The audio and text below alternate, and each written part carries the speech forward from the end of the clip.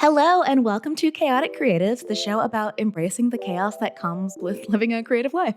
We are your hosts, two self-proclaimed chaotic creative gals. I'm Rachael Renee. I'm an artist, a creativity coach, and your internet hype gal. And I am Lauren Hom, better known as Hom Sweet Hom on the internet. I am a designer, lettering artist, muralist, and chef. And welcome back to part 2 of our Q&A for season 3. Yay! We love these questions that you Thank submitted. you for the thoughtful questions. I feel like we could just do seasons full of these, but we like to do one Q&A segment every season at least. Mm-hmm. It's a nice way to do audience participation. And honestly, it makes it easier for us too, because then we don't have to think about what to talk about. It's a win-win. It is. And it's also validating because every time we open a question box, sometimes it's like, oh, we've talked about this. Yeah. And maybe it hasn't been released yet. But we got some questions this time about like mental health and what to do when you're feeling low emotionally. And that's actually how we started season 3. So it's nice to know that like our listeners and us are on the same wavelength. Yeah. The validation. Same chaotic wavelength. Yeah. We're in the chaotic realm. Yeah.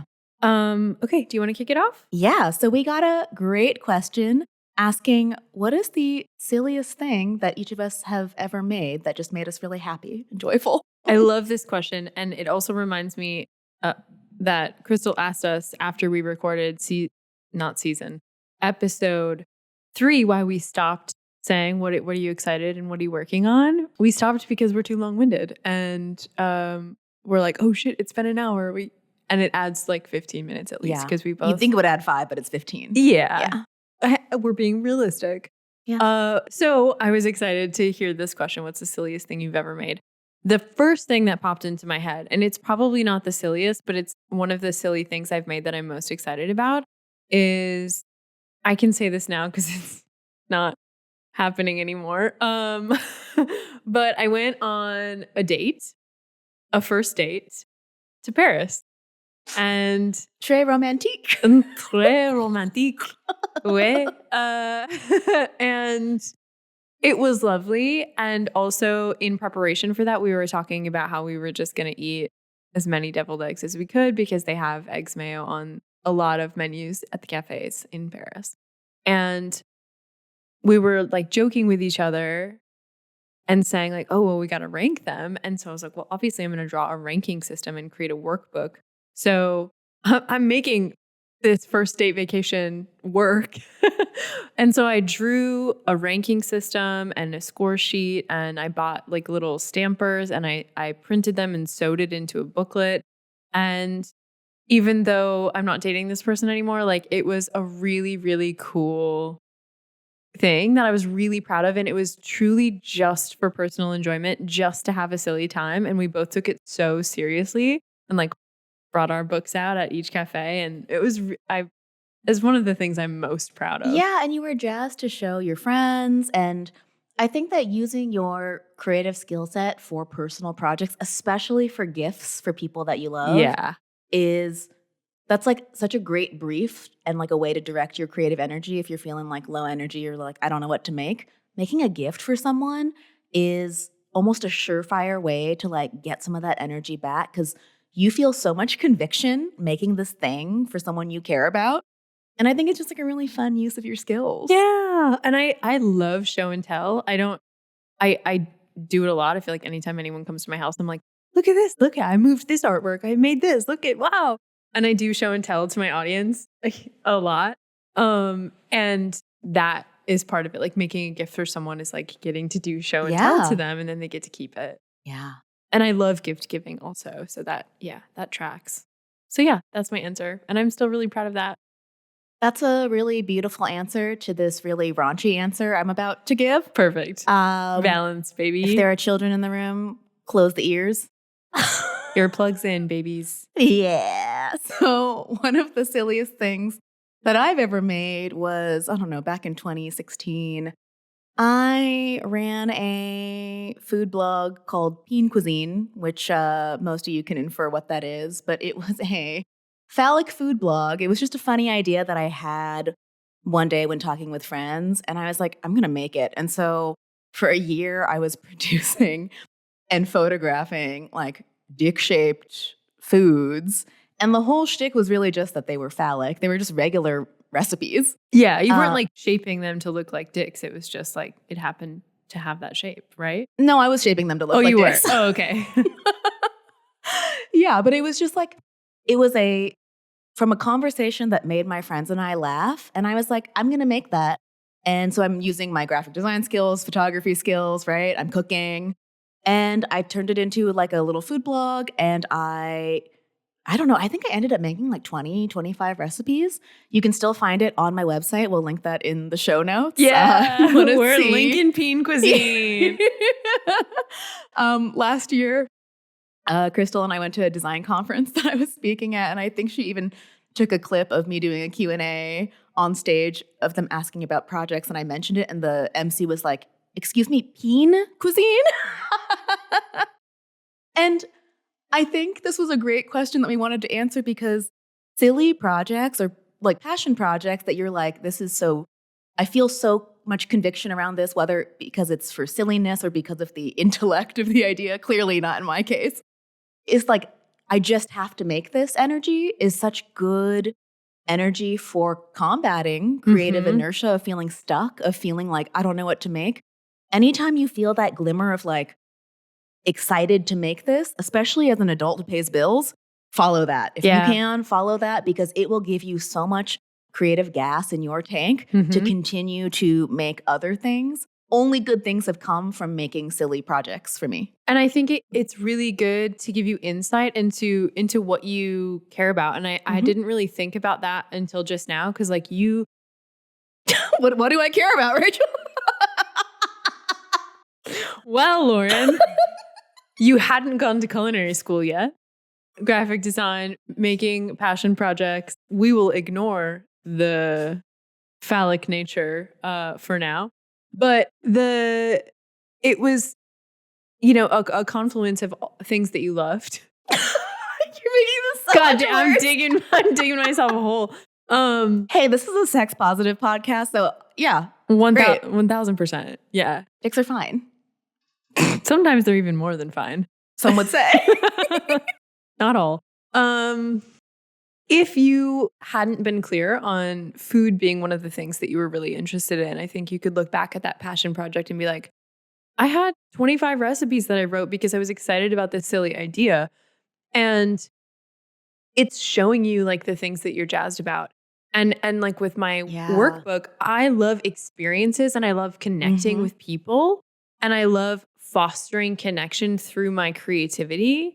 And I think that has always been a through line. Like I feel one of my taglines with my stationery business was fostering connection because like sending a card or sending someone a sticker or realizing that you feel seen because I made a sticker that says I love therapy or something, like that's fostering connection. Yeah. So with my art, that's what I want to do.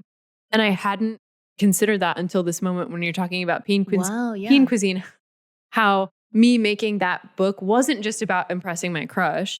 It was about how can I make something that perhaps is magical because it's happening in Paris, but it doesn't have to be happening in Paris. You can make a deviled egg thing and have a deviled egg tour in your hometown. Yeah. Like making magic out of mundane activities and connecting with people is something that I really, really love. And I love to use my creativity to do that.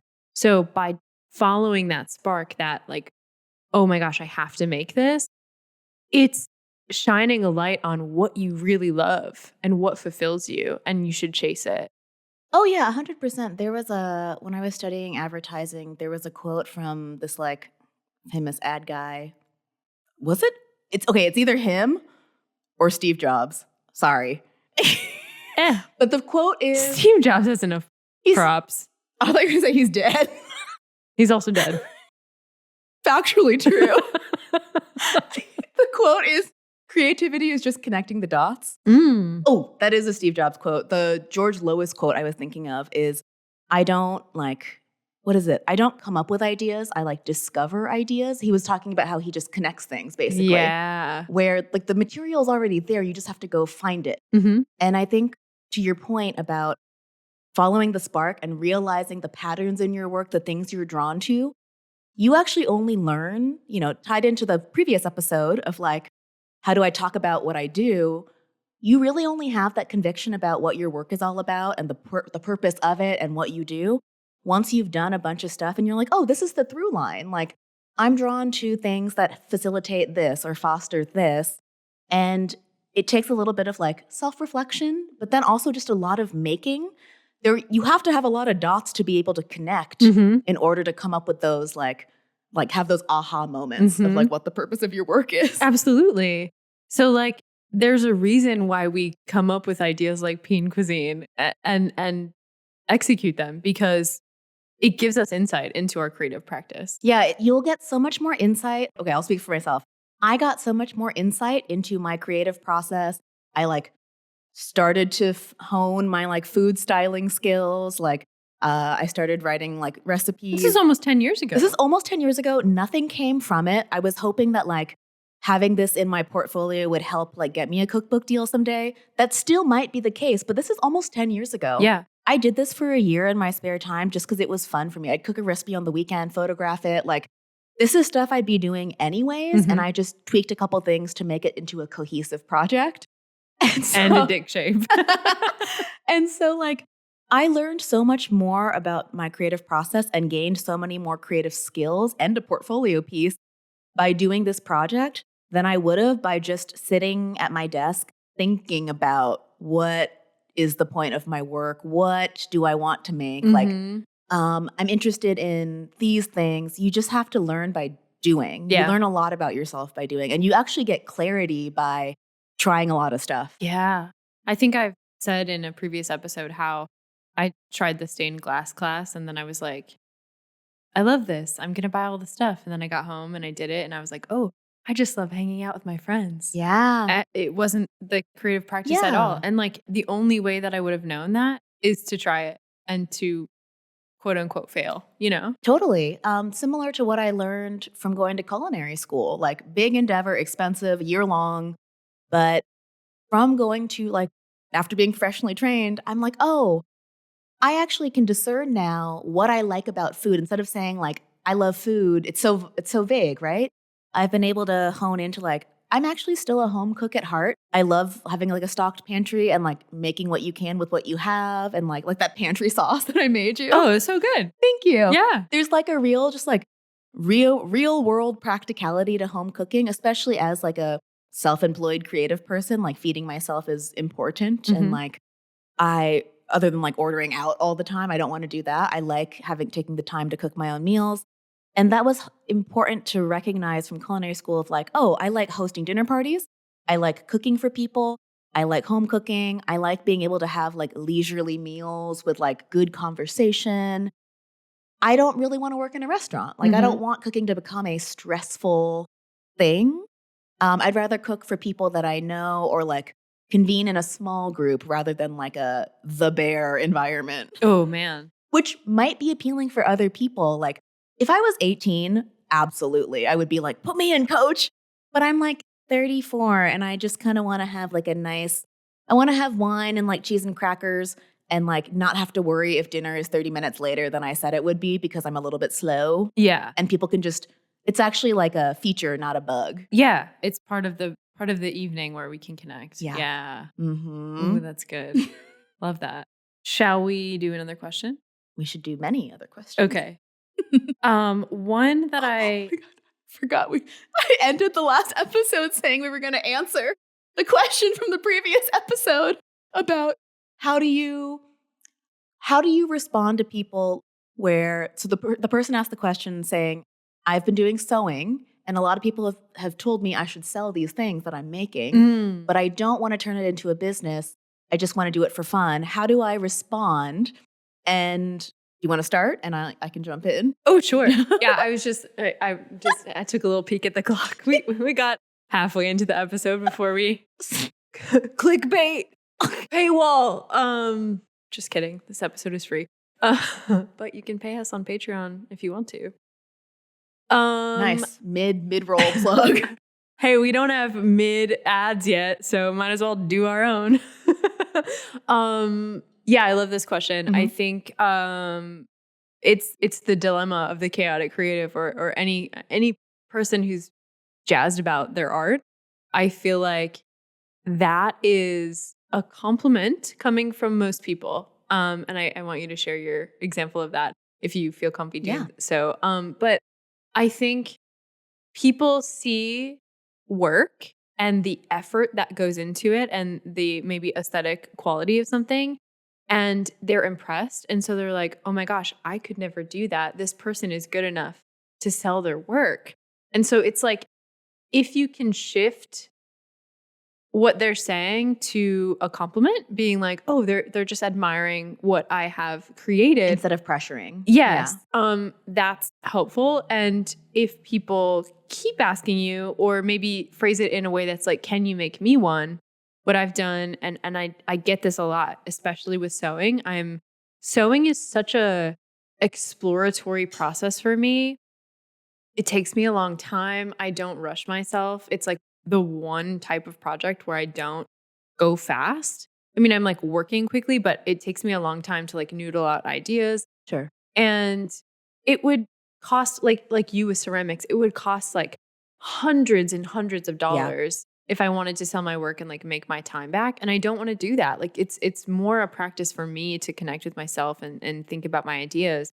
And so like I have several pairs of pants that I've made with like two-toned legs, and people are always like, oh my gosh, can you make me some? And I always say, actually just sew for myself. I'm not interested in making things for other people, but here's the pattern. Great. And then people are like, well, I don't know how to sew. And I'm like, maybe you could take a class, because sounds like a you problem. Yeah. Because like I have blocked people who like consistently ask me to sell them stuff, because sometimes it's obnoxious. Good for you. And it's a challenging question, and it definitely depends on the nuance and the tone. Like I also specifically remember going to the post office, and the woman working at the post office was like, oh my gosh, where'd you get those pants? And I was like, oh, I made them. And she's like, you got to start an Etsy store. And she was just so excited, because she was just like, whoa. Yeah. Like I was interpreting that as she can't comprehend taking the time to make pants like that herself. And that's okay. And so I took it only as a compliment. And I was like, yeah, maybe someday. Yeah. You know, like I don't have to be like, no, I just make this for myself, as I'm like sending a package. But if people are pressuring you, you can say like, this is a personal practice for me, and I'm not interested in actually making money from my work. This is about personal fulfillment. I don't want to put pressure on my work to make money. Yeah, and that's okay. That is okay. I get the same thing with the pom-pom earrings that I make. Yeah. And you know what's so funny is, I will share that story that you were talking about. But with the pom-pom earrings, people always ask, do you sell these? And I always say no, because they take so long for me to make. But then last year I tried hosting that workshop teaching people how to make them. And so few people signed up that I was like, oh, interesting. And so, yeah, if you're curious about selling your work, if someone says you should sell these, or if you yourself are like, I wonder what it would be like to sell at a market, that seems cool. It's worth getting the experience to find out the answer to your own question. And if you hate it, don't do it again. Yeah. Now you know definitively. If you liked some of it but didn't like some of it, maybe you try a different market or you try something else. Like there's so much in between. I refuse to sell this, or this is my entire life, where you can kind of dabble, especially like what I've been talking about this whole time with culinary stuff. Like I have design as my source of income, which allows me to take my time with if and when I monetize culinary, because I know it's a grind. But yeah, it really depends on, I know it gets annoying if people keep saying, you should sell these. It is a compliment that like people who don't make stuff themselves, that's all they know what to say really. They're just saying it's really great. The story I was going to share is when we got this question, I was like, oh, it reminds me of when I was in high school. My high school boyfriend's dad would do this adorable thing where anytime that someone made something, like cooked something homemade, and he would try it and he liked it, he would say, oh, like this is so delicious. I would pay this much money for it at a restaurant or a bakery, as his way of saying like, this is valuable. Like this is restaurant quality. Like you have talent. Yeah, you've got talent, kid. Yeah. And which is endearing. Yeah, it was so endearing. Because it's not like he's saying like, oh, you could market this, like exploit your skills that you enjoy doing and make money. It's just like, wow, I would pay so much money for this. Yeah. And I think, a thought I just had was giving people a generous read on that. I think that language is all we have really been given in a capitalist society of like commerce. Mm-hmm. Commerce is seen as the ultimate goal with whatever skills you have, where it is for a lot of people. Like, I've monetized a lot of my skills. Like, I'm grateful for that. That's why I have the life that I have. But you get to discern which of those skills you do and don't monetize. Like, that's up to you. There's no formula. Yeah. Yeah, that's a great question. And something that I feel like people encounter a lot. And it's truly one of the reasons why I do the coaching work that I do, because so many people react in that way because they've never given themselves permission to try making a pair of pants or a crochet project or taking a class because they don't think that they're creative. And it's like, ooh, you should, like, maybe you should try it. And I'm not saying that you should respond in that way to everyone. But I'm kind of into it. Yeah, like, oh my gosh, it was so easy. You should take a class and figure out how to do it. Yeah. This episode is brought to you by me, Rachael Renee, your creativity coach. Did you know that I offer one-on-one sessions? One of my favorite things is to help my fellow chaotic creatives gain a little bit of clarity in their creative practices and their lives. So you can book a session today. We can develop or refine your creative project idea. We can clarify your creative goals. We can map out what your big, juicy life looks like. Or we can build a system for prioritizing play and making it easy for you to incorporate. If you'd like to book a session, you can visit rachaelrenee.com. That's RACHELRENAE.com/coaching. Okay, what's next? You have anything on your list? Oh, yeah. Actually, since we're kind of talking about sewing, I had a question: how to find specifically a sewing community, but we can broaden the answer to any creative practice, but how to find a sewing community, especially one that's not conservative, was the question that came in. So my, I guess, initial reaction was like, maybe this person lives in a smaller town. And because like the place that I grew up, definitely there are a lot of people sewing, but it's more traditional and definitely more conservative. And I like this question because I feel like finding your creative community helps you find community in general.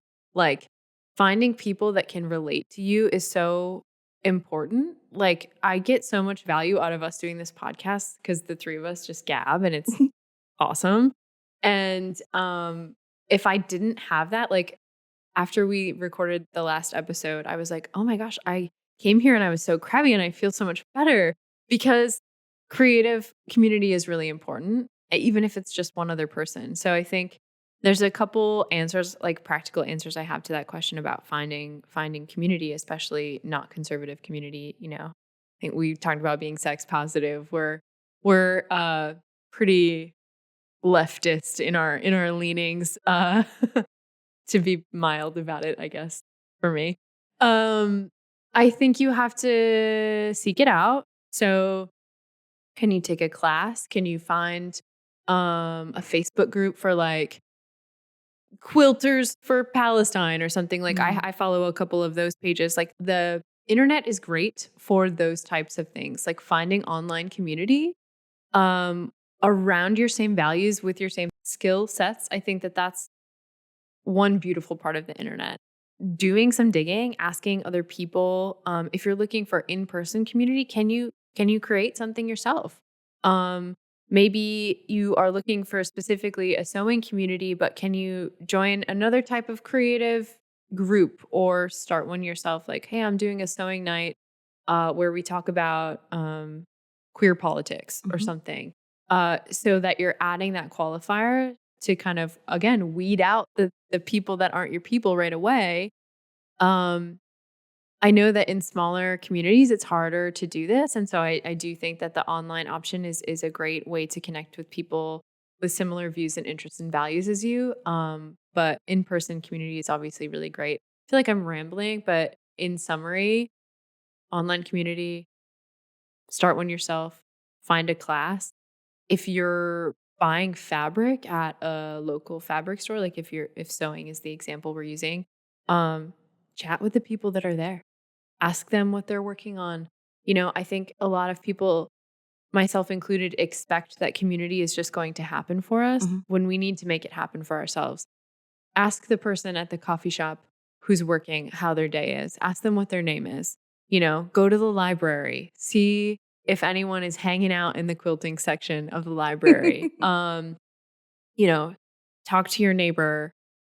Find ways to connect with people first, because I do think that ultimately most people are good and do want to connect.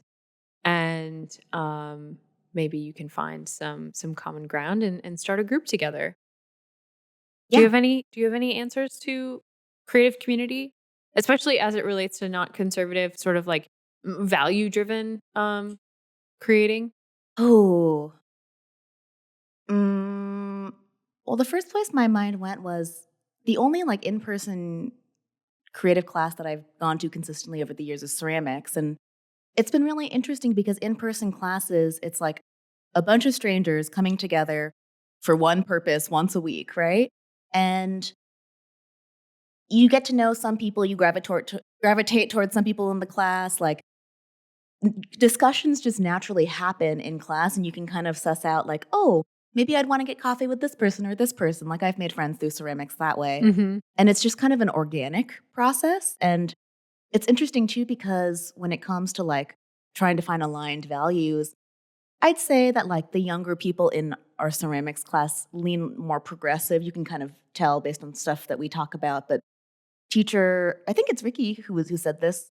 Sometimes if we get into discussions, he has a rule where he's like, if anybody in the room is uncomfortable with us talking politics, you can just, I don't know, say like a safe word or something and like we'll stop.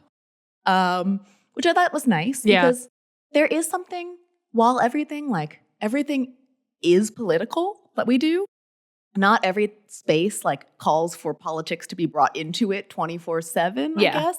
There's like a weird like social current in a room where you're like, okay, this might not be the time or place to bring up Free Palestine. Yeah. Like while we're learning how to throw on the wheel with a bunch of like 60-year-old ladies. Yeah. I think trying to go to classes and see who you connect with there, like not every class you're going to connect with somebody. And it's also good to like being in community with people that you're never going to align 100% with, I think is important to build that tolerance too. Yes, absolutely. I was going to say that is like, if we have to also get comfortable with discomfort. It's the desensitizing, the rejection kind of thing where it's like online, it is really easy to find people who have like all the same values, or you are projecting all the same values onto them because you're not interacting with them in real life. Yeah. But we all live in community and every single person has slightly different views about things. And we aren't going to agree 100% all the time. And so like building tolerance for that, like, ooh, yeah, I didn't like that, but I'm not going to fight this person about this thing. I'm not going to change their mind. Yeah, you can also, once you're in community through sewing or through ceramics, something that like, here's our sticky connection point. Once you have a little bit of rapport built, that is when, like online, it might turn into a fight, right? Yeah. Like a comment, like keyboard, whatever. But in person, if someone says something like transphobic or something, you could push back and be like, hey, like, I actually don't feel that way because of this, or like, I see where you're coming from, or like, my dad used to think that way, but then he learned this. Like when you actually have some rapport and trust built up between people because of a love of art, you can, I think there is some room to push back in a way that doesn't like cause chaos. Yeah, because you have that respect, like the mutual respect, because you've established a relationship, and that is truly how we're going to be changing minds. It's not shouting into the echo chamber on the internet. It's conversation, like small conversations. Yeah, absolutely.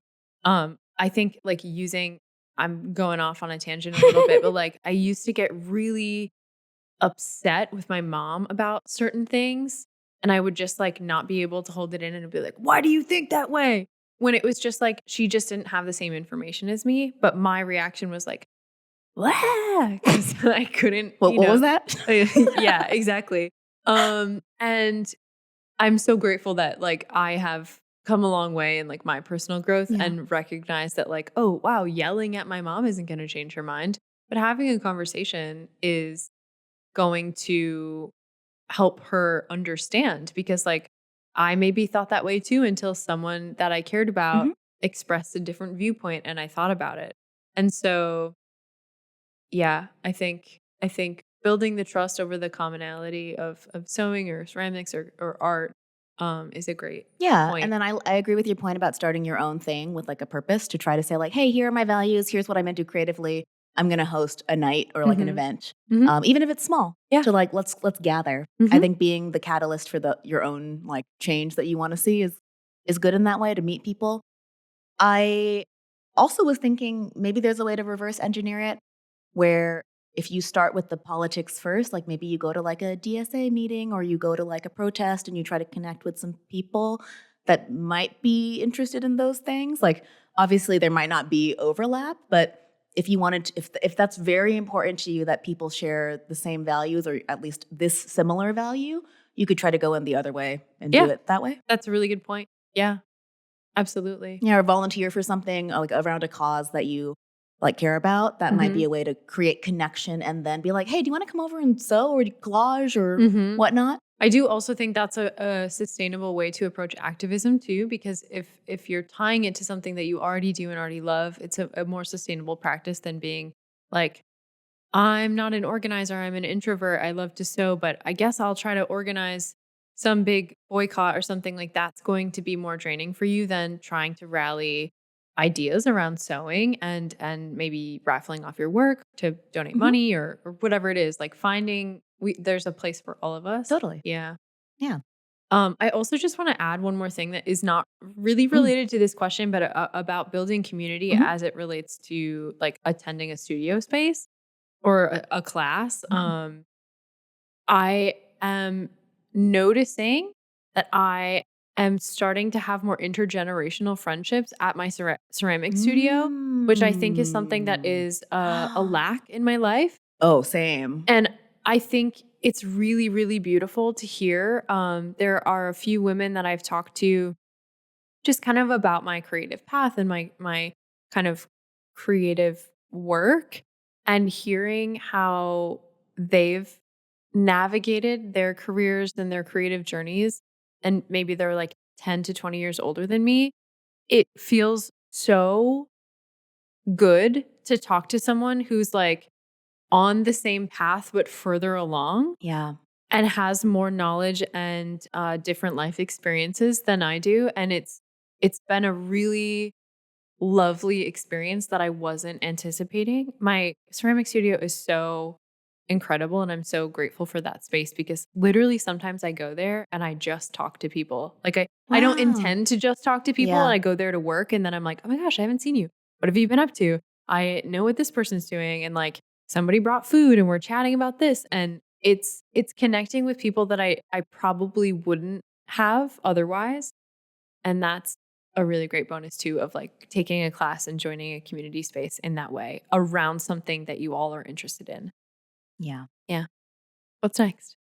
We got a question about how do you balance the tedious bits of your creative practice or running your creative business with the joyful parts of it? And I think that's just a very real question of like, on this podcast, we talk so much about following your intuition, following the sparks of like curiosity and joy and like, does this feel good? I'm going to do more of it. At the same time, when it comes to, even if you're not like turning this into a professional, like monetized thing, having a creative practice or getting anything accomplished like in a project is going to have some more tedious bits. There might be some like admin stuff. Taxes. Yeah, totally. Or even just like if you're organizing like a community art show, that's a lot of admin. Like it's part creative, but it's a lot of admin. Same with like hosting a creative workshop. You might love putting together the workbook and like picking out the color pencil that you're going to put out with each like set. But like, you're like, oh, now I got to make a Eventbrite. Like, and then you just like shut down. Yeah. And I think it's just like being an adult about like, okay, here are the 10 steps to make this happen. And just being like, okay, some of the parts of this process aren't going to be all art. They're going to be a little bit annoying or like a little bit like boring, but like in service of the ultimate goal, can I figure out a way to get this done? Whether it's breaking that up into smaller chunks, inviting a friend over to also do their tedious tasks. Like, can you make it a little more joyful for yourself, whether it's creating a container or like a ritual or something, or just like being like, all right, this is the eating my vegetables of doing this project. Yeah. What are your thoughts? Yeah, I love all of that. I want to ask you before I share my opinion, do you have any rituals that you do for your tedious tasks that are safe to share? We've already talked about dicks a bunch, so. I don't have any like consistent rituals. Going out to a coffee shop to get my admin stuff done is usually helpful. So change of scenery is usually good, especially if you work from home. Like, it's easy to throw a load of laundry. We love laundry. Do the dishes. Like, if you're at a coffee shop, you've already gotten dressed. Like, the accountability of just like strangers around you also on their laptops is very helpful for the tedious stuff. One thing Kristle and I did recently that was so helpful is she came over on a non-work day and we did admin day for our personal lives. Where we sat together and like she got her tax stuff together. Like, I sent a bunch of emails I've been meaning to send. Like, and we like did a mini version of going to a coffee shop where it's like, hey, you have stuff to get done. I have stuff to get done. Because we noticed we see each other so often where it's like, you can kind of pick up on the stuff that each of us complain about week after week. It's like, oh, I still haven't done this. I still haven't done this. And I was like, what if we set aside 5 hours to try to knock out a good chunk of it? And we did. I love that. And that was incredible. So yeah. I think I love that idea in theory, but I'm such a yapper that like, you and I can't do it. Kristle and I did it. We've tried so many times to co-work. Like, let's co-work together, and we bring our computers, and like that shit doesn't even leave the bag. No. We are gabbing, and that's okay. Yep. But we know that. That's good. I like that you guys did that. I think I also really like going to a coffee shop. Like, if I have like website updates or you know, I'm writing a course or something like that. Like, I love to go and have a change of scenery so I'm not distracted, because I love to do chores as procrastination. I talk about that in my workshop. Just remove yourself from the environment where you can procrastinate with chores. Exactly. I also always feel better when I get dressed. And a lot of times I don't get dressed on the weekends. Like, I'm in my cozy clothes, but if I take a little bit of effort, even if I'm still cozy, but like style an outfit, and I'm always going to do that if I'm going to leave the house. Like, I'm not embarrassed to go out in sweatpants, but I'm going to style a sweatpant outfit. So I feel more confident and more productive already by just like getting dressed and leaving the house. So love the coffee shop thing. But if I'm at home, sometimes I will give myself a time limit. And it's like when things really add up and it's like, I have so much admin stuff to do. I have to send this email. I have to like calculate this, send this invoice, whatever. I will be like, okay, I have 20 minutes. I'm going to set a timer. How much can I get done? And then I like reward myself by being like, okay, now I have 20 minutes to do whatever I want, whether that's like scroll on my phone or lay on the couch or go for a walk or do laundry. But I like make little timed challenges for myself. And it works. Yeah. Like, especially if I have a weekend where I'm like trying to pack a lot in, but I'm like, oh my gosh, I need to get this website update done. So yeah, that's one thing that I wanted to say about the tedious versus joy. But I also and I think this question wasn't specifically for creativity. I assume it was, but it wasn't written that way. So I think also in a broader sense, the tedious versus the joyous, we have to have both. Like, if everything was joy all the time, we wouldn't notice it. We would become desensitized to the joy. And so when I experience something that's tedious or annoying, of course it's easy for me to say right now, but like in the moment I'm miserable and mad at myself. But being able to recognize that by being annoyed and miserable, I'm creating capacity for more joy. Because the bar is so low? Well, no, because I'm going to appreciate it more. Like, I'm stretching the spectrum of tedium or misery and joy. And I'm kind of thinking about maybe not tedium, but like depressive episodes, like when things are really hard or something really bad happens, like, of course, I try to take time to grieve and feel my feelings, but also recognizing like this is creating more capacity for joy, and will help me appreciate those higher moments. Hi, you know how we're always yapping on this podcast about trying new things in your creative business? This episode is brought to you by one of my creative experiments, my mural mockups. You get 10 high-resolution Photoshop mockups with easy-to-edit smart objects, which in non-creative dork speak means that you can drag your drawing into the mockup and it'll instantly make your art look like a mural on a real wall. Pretty cool, right? Fun fact, Kristle, who you all know and love as the editor of this podcast, shot all of the photos for these mockups, so I love that. These mockups are perfect for muralists and aspiring muralists who want to shorten the time it takes them to add mural images to their portfolios and present their work to clients. You can head to homsweethom.com/mural-mockups or the link in the episode description to check them out. Okay, now back to the show. I think you and I are both like mushy, gushy, big feelers. And think makes us sound like pervs. No, it's like a big gummy bear with feelings. Cute. Is being a big gummy bear also perverted? Wow, we started off strong with this episode and like our minds are in the gutter and they're not coming out. That's fine. You're getting a taste of like what our offline conversations. Like we are, and I think that's an important caveat. Like I'm going to try to tie this into a lesson. Like, sure. You and I, throughout this entire podcast, are being our authentic selves, but we are calibrating for the fact that this is going out to the public. Yeah. Like in one of the earlier episodes in this season where you were like, this is what you do all day. Like, this is what I think you do all day. You left some stuff out that like probably wasn't good for going out to the public that I'm pretty sure you think I do all day. And I appreciate that. Yeah. Yeah. I think you can be your authentic self without giving your whole self away to the internet. And like, if your idea of being authentic is like trauma dumping to get a reaction, that's not being authentic either. It's like, let me share this because I'm going through it, because I want to show you that like you can get through it, or here's the lesson that I learned. Not just like, I'm sad, feel bad for me. And I'm not saying any of our listeners are doing that, but I feel like there are sometimes things that go viral on the internet, like my husband left me at the altar. And of course I'm clicking on that shit. I don't know who that is, but I'm like, Rachel, I know. But then I realize what I'm doing and I'm like, no, I don't want to know. That's fine. This Everyone is has their own, like we all have our like weird base instinct to be like, I gotta know. I'm just nosy. I'm such a nosy person. I'm not a nosy person at all. Other than like, for people that I know, I want to know about them sometimes. Okay. But like strangers, most of the time, not.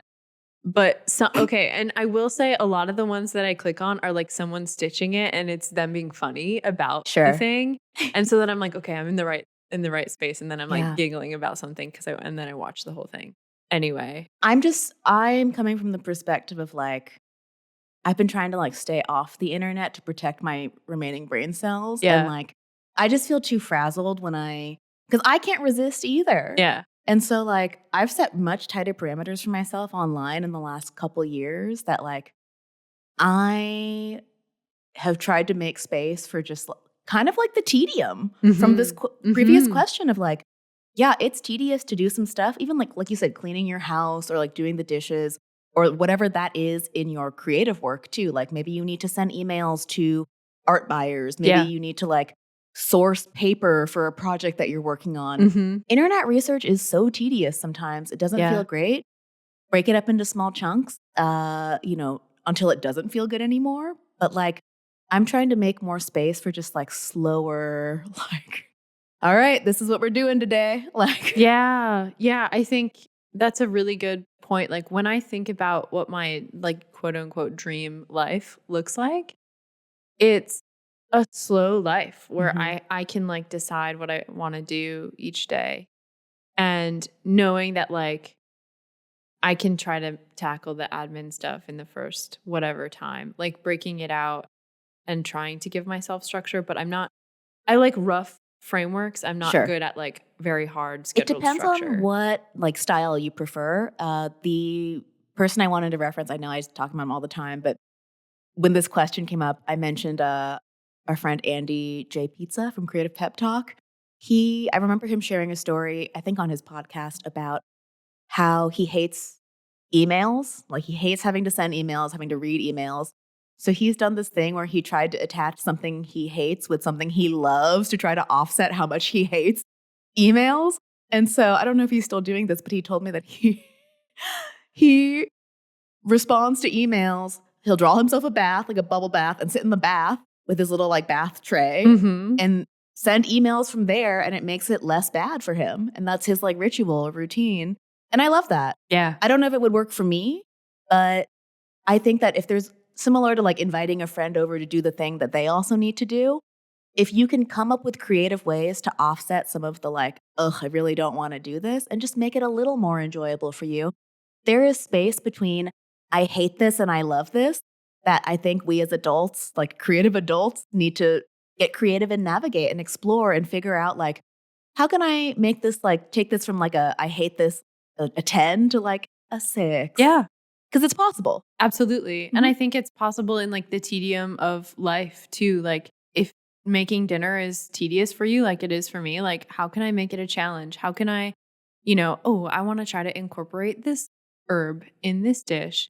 Like making little challenges out of what you consider mundane, I think is how we can make life magical. Think about the classic, instead of throwing trash away, people like shoot it like a hoop from across the room. Yeah. That's the OG version of turning mundane things into play. Yeah. Before phones existed. Yeah. Oh my God, I know. It's like shooting hoops into the trash can, reading the shampoo ingredients when you're on the toilet. Yeah. The youths, they don't know what they're missing. Yeah, knowing every preservative that's going into our... We have time for one more. We should start to wrap it up. Yeah. I think we should talk about, there's one more that we didn't get to on my list, and maybe it's on your list too. I was trying to split up the questions and then I just repeated some of them. Avoiding decision fatigue, how to prioritize what to work on. I think that's a good one to wrap up on. Yeah, this person wrote in saying that they have so many ideas. They realistically know that they can't do them all, but then they get decision fatigue and like what to prioritize. So the question was, how do we manage that? Yeah. And I really relate to that. Same. I don't know if there's a perfect solution for it other than it is better to pick an idea to do. It will alleviate so much more of your creative angst, because once you're in the process of making that idea, you won't be thinking about the other ones. You've committed. I think practicing committing to something for a bit, seeing it through, set like shorter parameters. Instead of saying, I'm going to start a food blog, which might sound daunting, say, my goal this year is to create one new recipe per month or something. Or if the time frame seems too long, shorten the time frame and make the project smaller, where it's like, hey, this month, I am going to cook one new recipe per week, or I want to make one painting. Just commit to one thing, see it through, and then evaluate from there. Yeah, I am trying to do that by completing one sewing project a month. Because completing a creative project is like drugs. Yeah. It feels so good. So does starting one. Yeah, that's true. It's like, I too have this, like, I have so many ideas. My notes app is full of stuff. And I think there may have been a question, I don't think we got to it, but about like having enough energy when you do have a day job, like having enough energy to work on your creative hobby, getting stuck in that idea loop. We've talked about this before. It kind of like a little bit scratches the itch of the creative idea. Like I have so many Pinterest folders saved of like, ooh, I want to try this. And when I have like, 30 minutes of free time and I scroll Pinterest, I feel like I'm getting that dopamine from like doing a project, but it's not the same as starting one. And I do start a lot of them, but actually completing one is like boss level shit. Like I have such a hard time completing things because I very much follow my like creative energy with creative projects because I don't sell them. So it's like what feels fun today? What do I want to work on? But I'm trying to have a little bit more discipline with finishing things. And one of my goals is to finish a sewing project each month. But I think, like you said, just trying one, and maybe if you have an endless list, go through and pick 12 and try to like focus on one each month. Or I'm going to spend this year honing in my ceramic skill. Like, I think I can definitely relate to the idea of like, oh my gosh, I don't have enough time in my day, in my life to do all of these things. But spinning in like the prep mode is also not helping us. Yeah, you'll feel very agitated. So just choosing one, even if you're not sure it's the right one, because you'll never be sure, you'll learn so much more about yourself and discover things about your creative process from just doing that one thing. The other ideas will still be there. Yeah. Like one other way, depending on how your brain works, if you want to be practical about this decision fatigue thing, is I think time and resources are very real constraints. And so if you say, I have a million ideas, but if you use the filter of like, what do I actually have time? Like, how much time do I have right now? And you're like, I actually have 4 hours a week. That probably is going to knock a lot of your projects or a lot of your ideas off the list for now. Yeah. Because maybe there are some projects that you just want to do. They're just going to take a lot of time. Maybe there are ways you can do the bite-sized version, but if that doesn't feel satisfactory to you, then use your actual constraint of how much time do I have to narrow down the list. Yeah, I think also thinking about that from like what can I squeeze into 5-minute increments between meetings, or, like it's easier to draw than it is to, pull out all of your ceramic supplies or go to the studio, finding something that maybe has a lower barrier to entry.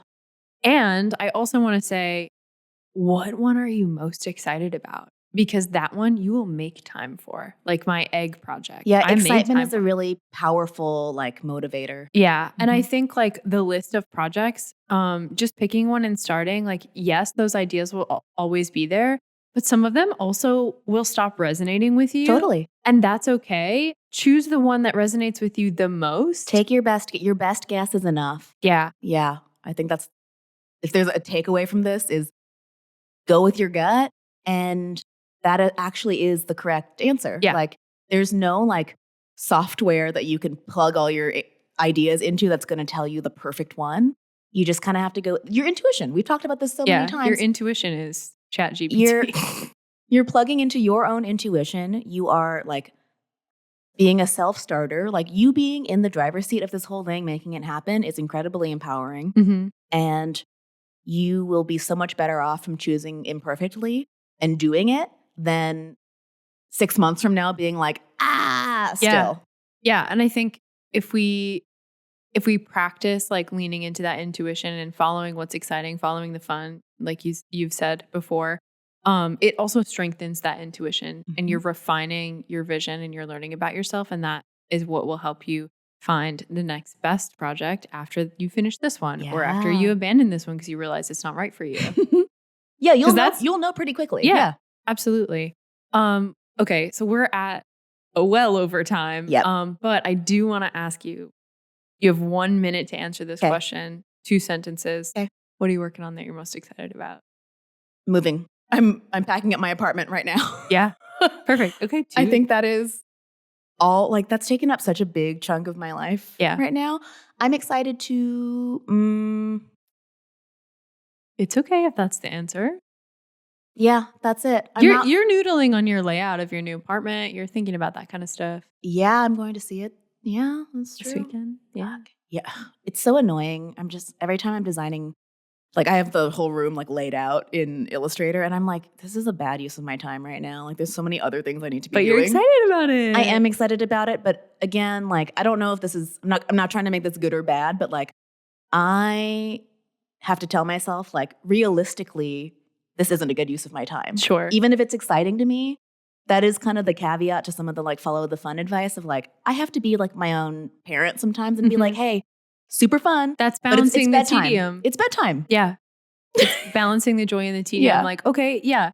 maybe you shouldn't spend 2 hours doing that, but can you spend 5 minutes and be like, okay, I'm giving myself 5 minutes to just have this as a little treat because I sent some emails today or something, you know? Yeah, but for me, it usually is 2 hours, so I got to say go to bed. Yeah. What about you? What are you working on that you're excited about? Yeah. I have an idea for a quilt project, or not like a blanket quilt, like a functional piece, but more of like a wall hanging art piece.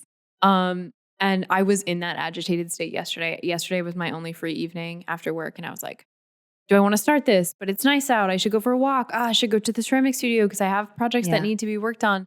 And instead of doing any of those things, I scrolled my phone for like 2 hours. And then I tried to record myself talking about it. And then it was just like, oh my God, bitch, go to bed.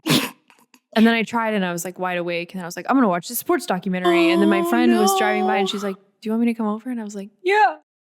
And then I talked a lot. And then I was able to sleep. Nice. But yeah, the agitation is really real. Decision fatigue is real. Anyway, a quilt project. Nice. Okay, we did that in 3. Whoa. That was good. Wow. Look at us. Look at us. Wow. Okay, we will wrap up. I already midway pitched Patreon, but we have definitely opened up our, what did you call it? Like the like listener supported ads. Our like premium tier on Patreon is you get to buy, like you get ad space on our podcast. Yeah. And you can tell us about your creative project. We'll tell people about it, whether it's like a show you're doing, something you're selling, like class you're teaching. We thought it'd be a fun way before we get like brand sponsors. And maybe, who knows, maybe we'll have brand sponsors by now, but we thought it would just be a nice like peer-to-peer kind of thing. Yeah. We want to hear about your projects. Yeah. Other people do too. The classifieds. We do need to make that the newsletter. So check us out on Patreon, linked in the show notes, linked in our bio. And if you can't support in that way, please share an episode, your favorite episode, whether it's this one or another one, with someone you think that would find it valuable. Thanks for being here. We'll see you next time. See ya. Bye. Bye.